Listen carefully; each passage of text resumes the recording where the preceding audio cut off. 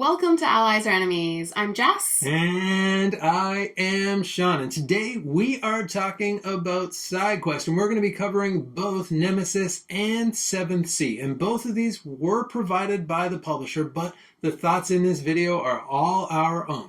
Both side quests are designed by Jakub Caban and Bartosz Idzikowski, and they are escape rooms in a box. And we don't want to give anything away, so all the photos that you'll see, everything we talk about, you'll discover from this setup alone. And so with that caveat in mind, here's a quick overview of how it plays.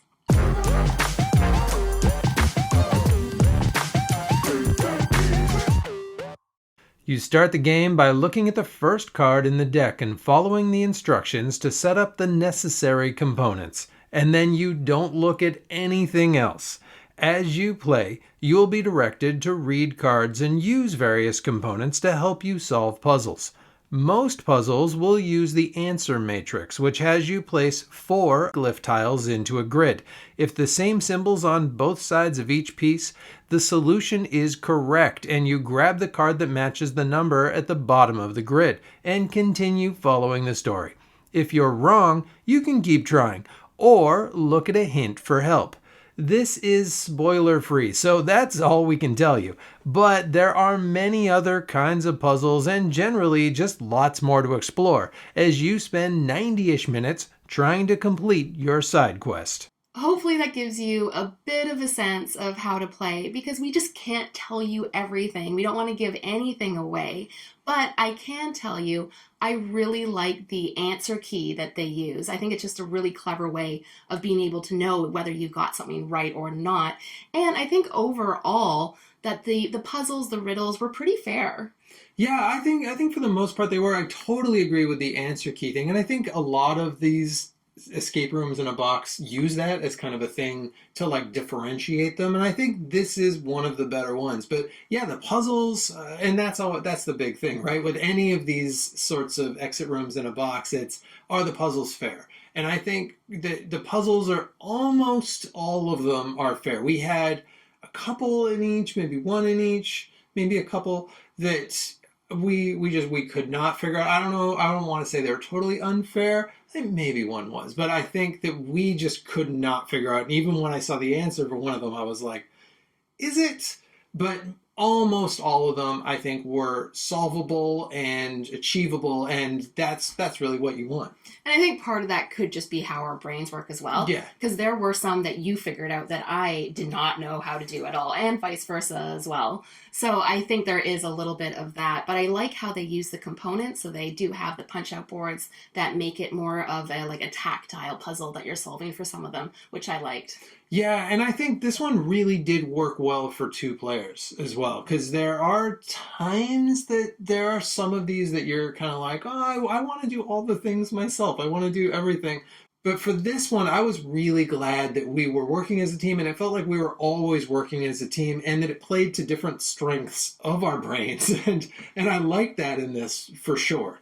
For most escape rooms in a box, I think they would work best at 2 players, and I think this is probably the same. Mm-hmm. But if you play a lot of the other ones at 3-4 players, you probably could play this one too. It's just when you have something small and that you're like working on, it's nicer when it's just the 2 of you working on it for us. Yeah, I felt like the scope of it and like the amount of stuff you had worked really well at 2 players. And yeah, like you said, that stuff was generally pretty good. I really like in these, and in both of these, they've got this, and this is right from setup 2, everything will be, but they've got these like boxes that you make. You make this little kind of cube, and you can see like from the punch-out boards too, oh, I'm going to get to do this stuff. But that cube, I think is really cool, just to have that physical component, and I'm sure that's going to be kind of the side quest, like the main thing that kind of sets it apart is that cube. But that cube was cool. Yeah, I really like it. But I also really like games. Anytime we play something that has an image on the inside of a box cover, I always make us set it up because I just love setting the scene. And I like that this one does that by having that 3-dimensional cube. Yeah, it does. It does that little extra to put you into it for sure. Every time we play a tiny epic game, Jess makes us, because they always have a little picture on the inside of one thing. She makes us set that up at the end of the table so that it's like, oh, now we're in a Western. But this, it does definitely do that. It gives you a little bit of the space that you're in, and I do really appreciate that. And the other components too. I thought the components in general were just really solid. Yeah, I think they definitely worked. And in terms of the two different ones, Nemesis and Seventh Sea, what I found a bit surprising is we were really excited about Nemesis because we had played the Nemesis game. And I think it did well and it definitely linked to the theme of Nemesis. But I think I just preferred Seventh Sea. And we didn't know anything about Seventh Sea. Yeah, no, I still don't know anything about Seventh Sea, but I liked it. I liked the writing in it. I generally like the story in it. If you've watched the channel, you know I don't usually like board game writing or board game story, but this one I thought was mostly pretty good, and it made me think a little bit of the adventure games, which does that storytelling side of it, I think, better than most of the escape room. It's not quite an escape room, but maybe because it's in a little box, it makes me think of it. But it did a little bit of that anyway, and I think it was actually funny sometimes, and I got pretty into that story. And the Nemesis just was a little bit clunkier for me. Yeah, but I think the key thing is that you don't have to know the source material to play these. I think it's regardless an interesting puzzle experience. But to move on and compare it to more of the other games, I think the closest comparison for me are the exit games. Just in terms of like the types of puzzles that you're doing, it felt pretty similar. Yeah, it definitely does, and that it's all just stuff in that box. So there's not any app, there's not anything extra that you're going to need. It's the cards and the punch out boards, and that's pretty much what you've got going on. And I think it does a good job of, well, like the exit games, it does a good job of a mix of different puzzles too. Because it wasn't just kind of one thing. There really were different, like some physical, some, well, everything's mental, but they definitely felt like they were touching different parts of my brain.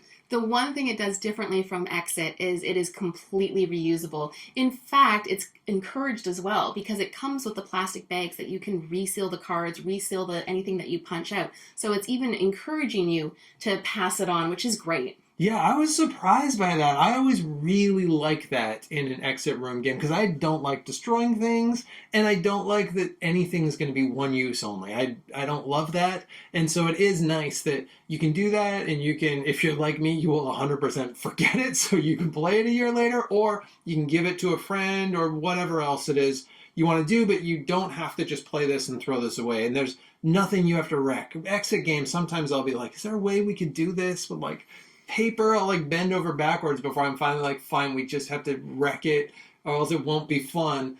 But it made it more fun for me. I didn't have to wreck this. Yeah, I think I like these more on average than the exit games that I've played. I think the puzzles just worked a bit better for me, but I don't think I like these quite as much as my favorite Unlock games. But we've played tons of Unlock. I think we played like 18 different Unlock ones, and so it's going to be a mix between the different puzzles, and my favorite ones are still probably my favorite ones, but they use an app. I like that this one doesn't. Yeah, I definitely like that this doesn't use the app. But yeah, it's a bit of an unfair because we played like, I don't know, 40 different unlock, like single unlock games.